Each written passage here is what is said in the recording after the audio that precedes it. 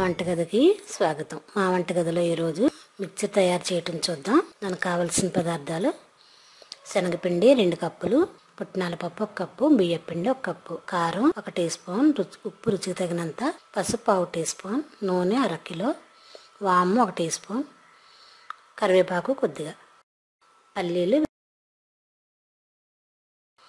ఇప్పుడు తయారు చేయటం చూద్దాం. ఈ 2 శనగపిండి, బియ్యం పిండి 1 కప్పు, పుట్నాల పప్పుని మిక్సీలో వేసి పొడి తీసుకుందాం.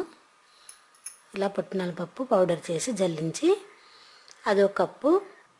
ఇదైతే చక్కగా గుల్లగా వస్తుంది. ఇది మిక్సీ చేసింది.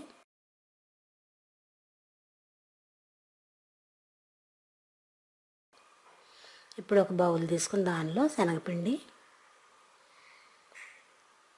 బియ్యం పిండి,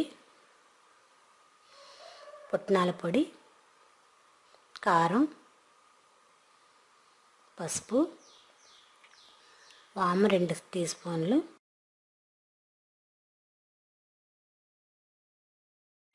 ఒక 1/2 టీ స్పూన్ ఉప్పు వేద్దాం. ఎందుకంటే మిక్సర్లో మళ్ళీ ఉప్పు కలుపుతాం కాబట్టి కొద్దిగా వేసి కలిపి బాగా నీళ్ళు పోసి బాగా కలుపుదాం ముద్దలా.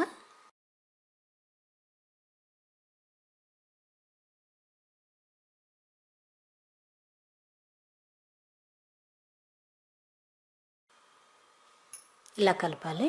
ఇప్పుడు ఆయిల్ వేడి చేసుకుందాం.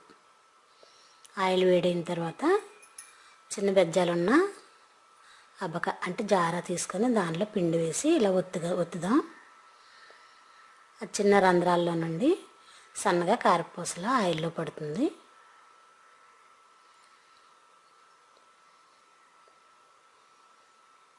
ఇది కొన్ని చోట్ల అబక అంటారు, కొన్ని చోట్ల జారా అంటారు. ఇలా చెల్లులకు తీసుకొని కొద్దిగా పిండి వేసి ఒత్తుదాం. ఇలా సన్నగా కారపూస పడిన తర్వాత ఇది వేయించుకొని ఒక ప్లేట్లోకి తీసుకుందాం.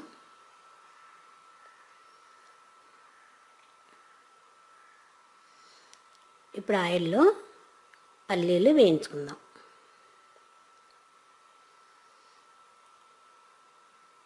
వేయించి ఒక ప్లేట్లో తీసుకుందాం.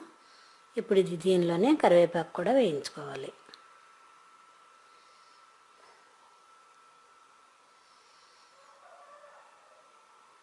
ఇలా కరివేపాకు కూడా వేగిన తర్వాత ఇప్పుడు ఒక ప్లేట్ తీసుకొని దానిలో మనం వేయించుకున్న కారపూస, దోరగా వేయించిన పల్లీలు, వేయించిన కరివేపాకు, కొద్దిగా ఉప్పు, కొంచెం కారం వేసి బాగా కలుపుకుందాం.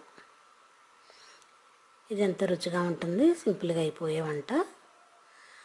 ఇలా కలిపిన కారపూసని సర్వ్ చేద్దాం. అంతే, ఎంత రుచిగా ఉండే కారం మిక్స్ రెడీ.